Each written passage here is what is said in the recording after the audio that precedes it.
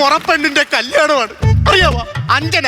അവൾ യഥാർത്ഥത്തിൽ അഞ്ജനയല്ല, വഞ്ചനയാണ്. ആ വഞ്ചനയാണ് എന്നോട് കാണിച്ചോണ്ടിരിക്കുന്നത്. സത്യം പറയല്ലോ, ഞാനും അവളോട്ട് സ്നേഹത്തിലായിരുന്നു. അവൾ ഒരു പൂക്കി ചെറുക്കനെ കണ്ടപ്പോഴത്തേക്ക് എന്നെ ഉപേക്ഷിച്ചിട്ട് അവനെ കല്യാണം കഴിക്കാനായിട്ട് പോയിരിക്കുവാണ്. പക്ഷേ ഞാൻ അങ്ങനെ വെറുതെ വിടുമെന്നൊന്നും വിചാരിക്കണ്ട. ഇവളുടെ കല്യാണം ഇന്ന് ഈ പന്തലിൽ നടക്കുവാണെന്നുണ്ടെങ്കിൽ ഞാൻ ഈ പടക്കം ഉണ്ടല്ലോ കഴുത്തിലിട്ട് ഇവിടെ നിന്ന് കത്തിച്ച് ഞാൻ ഇവിടെ നിന്ന് പൊട്ടിത്തെറിക്കും. അത് ഞാൻ തീരുമാനിച്ചിട്ടുള്ള കാര്യമാണ്. അല്ലേലും അങ്ങനെ വെറും കൈയോടുകൂടി ചാകണമെന്ന് ഞാൻ തീരുമാനിച്ചിട്ടില്ല. ഇതെന്താണെന്ന് അറിയാവോ? ഈ സംഭവം ഞാൻ ഇവിടെയുള്ള ഭക്ഷണത്തിനകത്ത് കലക്കും. പിന്നെ ഇവിടെ കല്യാണത്തിന് വന്ന ആൾക്കാർ മൊത്തം ബാത്റൂമിന്റെ വാതിക്ക് ക്യൂ നിൽക്കേണ്ടി വരും. ഞാൻ കാണിച്ചു തരാം ഞാൻ ആരാണെന്ന്.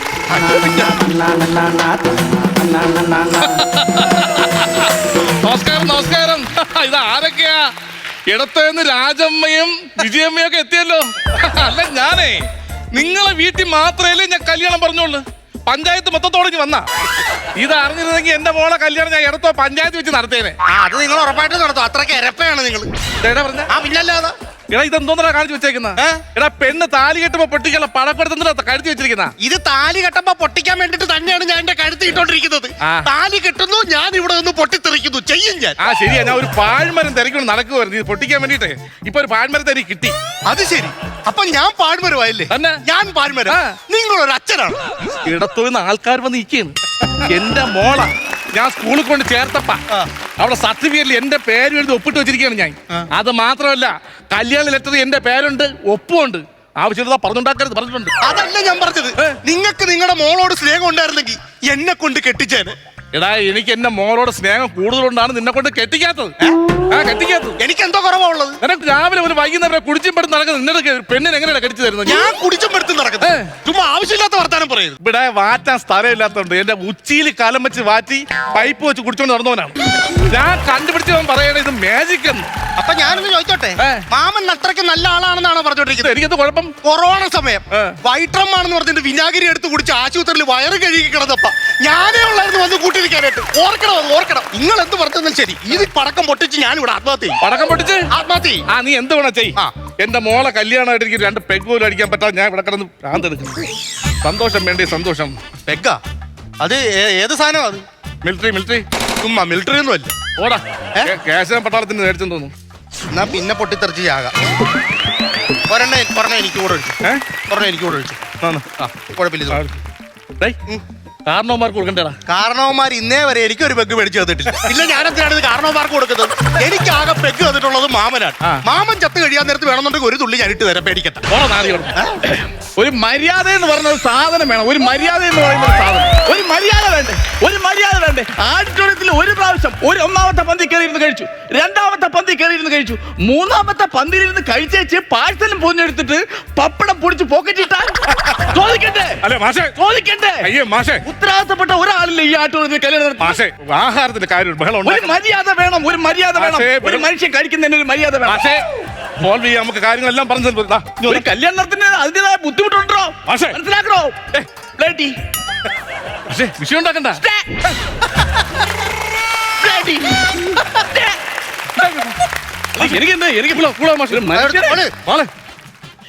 അയ്യോ ശോഭ അറിയാതെ ഞാൻ ഇന്ന് വരെ. ശോഭ ആരാ? ഭാര്യ അറിയില്ലെന്ന് ഇവിടെ ആരും വരില്ല. ഇവരെല്ലാം കല്യാണത്തിനല്ലേ? ആണല്ലേ? ഞാൻ തന്നെ എന്റെ ഭാര്യ അറിയാതെ കഴിക്കണത്. എന്നാലും ശോഭ അറിയാതെ ഒരു ശോഭ അറിയില്ല. അല്ലെന്നെ ഒരു മര്യാദ എന്ന് പറഞ്ഞ ഒരു സാധനം. ഞാനേ ഒരു വിട് പോട്ടെ, അത് വിഷയം വിട്. അല്ല പപ്പടം പൊടിച്ചു പോല്ല മാഷേ, അത് വിട്, അത് അവിടെ വിട്. മനസ്സിലായില്ല എനിക്ക്, എങ്ങോട്ട് മനസ്സിലായില്ല. ഒരു മര്യാദ എന്ന് പറയുന്ന ഒരു സാധനം, വേണം. 3 പ്രാവശ്യം പന്തിൽ നിന്ന് കഴിച്ചിട്ട് പപ്പടം പൊടിച്ച് പോക്കറ്റ് ഇടുക എന്ന് വെച്ചാൽ അതെന്തൊരു മോശം പരിപാടി. അത്രയ്ക്ക് ആരാ തീറ്റിപ്രാന്തം? അല്ല അത് വിട്. ആരാ? മനസ്സിലായില്ല. ആരാ? ഇപ്പൊ 2 പേർക്കും എന്നെ മനസ്സിലായില്ല. ഇല്ല മനസ്സിലായില്ല, അതല്ലേ ചോദിച്ചത്. ഒരു പെഗ്ഗുടെ വഴി. ശോഭ അറിയാതെ. ശോഭയൊന്നും അറിയത്തില്ല. അടി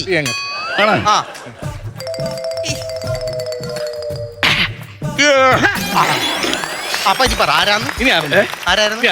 2 പേർക്കും അപ്പൊ എന്നെ മനസ്സിലായില്ല. പണവും പത്രാസും കല്യാണമൊക്കെ ആയപ്പോ നമ്മളെ മറന്നു. മനസ്സിലായില്ല? അല്ല അങ്ങനെയല്ല. അങ്ങനെ ഇല്ല, ഞാൻ ഈ കാര്യം ചോദ്യം ചെയ്തതിന് വരില്ലേ എന്നെ അറിയില്ല എന്ന് പറയുവാണെങ്കിൽ ഓക്കെ, കുഴപ്പമില്ല, ഞാൻ പൊക്കണം. അല്ല നമ്മളെ വിഷയമില്ല. അല്ല നന്ദി ടീച്ചറെ LIC നമ്മള് LICക്ക് ഞാൻ വരുന്നുണ്ട്, ഞാൻ അങ്ങോട്ട് വരുന്നുണ്ട്. പിന്നെ അടുത്തുപോലെ തന്നെ PTA മീറ്റിംഗിൽ ഞാൻ ഉണ്ടാവും അവിടെ. കഴിഞ്ഞ സത്യം പറ, എങ്ങനെ ഇവിടെ വന്നു? പോലീസിനെ വിളിച്ച് നല്ല ഇടി അടിപ്പിക്കും. പറ. വെളുപ്പാങ്കാലത്ത് RK ബസിന്റെ സൈഡിൽ ഇരുന്ന് പോകുമായിരുന്നു. ഒരു ആർച്ചിന്റെ രണ്ട് സൈഡിൽ രണ്ട് കരിക്ക് കൊല ഇങ്ങനെ കെട്ടി വെച്ചേക്കുന്നുണ്ട്. ഒരു സ്വാഗതം എന്നുള്ള ബോർഡും കണ്ടു വന്നു. മനസ്സിലായില്ല. ആരാ നീ? പറയടാ, നീ എവിടെ നിന്ന് വന്നടാ? പറയടാ, എവിടെ നിന്ന് വന്നു നീ? കള്ളച്ചോറുണ്ടാനായിട്ട് വന്നതായിരുന്നല്ലേ? ആരാ നീ? നിന്റെ സ്ഥലം എവിടെ? പറയടാ. പുനലൂർ പുനലൂർ പുനലൂർ എവിടാ? പുനലൂർ എവിടാ? പുനലൂർ തൂക്കുവാലം. തൂക്കുപാലോ? പുനലൂർ തൂക്കുപാലം. പുനലൂര് തൂക്കുപാലത്ത് തവൻ. പുനലൂര് തൂക്കുപാലത്ത് നവൻ. പുനലൂര് തൂക്കുപാലത്ത് തവൻ. ഇവിടെ വാ, തൂക്കുപാലം. പുനലൂർ തൂക്കുവാലം പുള്ളിയാണ് പണിഞ്ഞ്. പിന്നെ ഇങ്ങനെയാണ് ചാടുന്നത്. എനിക്കറിഞ്ഞൂടാ എന്താന്ന്. ആ തൂക്കുപാലത്തിന് എവിടെയാണ് താമസിക്കുന്നത്? എവിടെയാണ് താമസിക്കുന്നത്? തൂക്കുവാലത്തിന്റെ അവിടെ നിന്ന് താഴോട്ട് പോകുമ്പോഴേ ഒരു ടാറ്റർ റോഡ്. എന്താ ടാറ്റർ റോഡില്ലേ? അതുകൊണ്ട് അവിടെ മെറ്റിലിട്ടേക്കുന്ന വെട്ടിലിട്ടില്ലേ? മെറ്റിലിട്ടുണ്ട്. താറിട്ടിട്ടില്ലേ? ഇട്ടില്ല. ഞാനാ നിന്റെ പഞ്ചായത്ത് മെമ്പർ. അല്ല പിന്നെ അല്ല, ഇവിടെ റൈറ്റ് സൈഡിലെ വീട്. റൈറ്റ് സൈഡില് റൈറ്റ് സൈഡില് നാദസ്വര വിദ്വാൻ ഗോപി മാഷിന്റെ മൂത്ത മോൻ. മൂത്ത മോനോ? അതെ, പണ്ട് തേങ്ങ വെള്ളം തരാത്തന്നെ ഒളിച്ചോടിയ സുജീന്ദ്രൻ.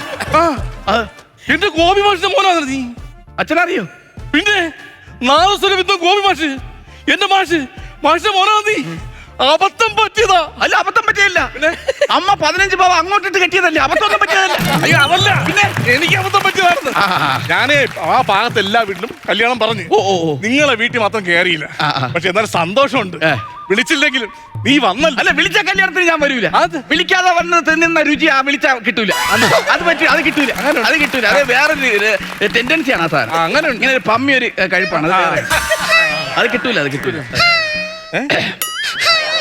ഇവിടെ ഏതാ കൊച്ചുങ്ങൾക്ക് പായസം കിട്ടാതെ കരയുവാന്ന് തോന്നുന്നു. അല്ല, അത് അവിടെ എന്ത് പറ്റി? എന്ത് ബഹളം? എന്താ കരയുന്ന കാര്യം? എന്താ ഇരിക്കുന്ന എന്റെ മാമന, ആ മണ്ഡപത്തിൽ ഇരിക്കുന്ന എന്റെ മുറപ്പെണ്ണാണ്. സത്യം പറഞ്ഞ അവിടെ ഞാനാണ് അവളുടെ കൂടെ ഇരിക്കേണ്ടത്. തണുക്കുന്ന ഇല്ല. പിന്നെ എന്തിനാ ഈ അടുപ്പിന്റെ അടുത്ത് വന്നിരിക്കണം? അവിടെ ഇരുന്നൂടെ എനിക്ക്. അല്ലെന്ന്. പിന്നെ അവളിപ്പോ വേറൊരുത്തരെ കെട്ടാൻ പോയി.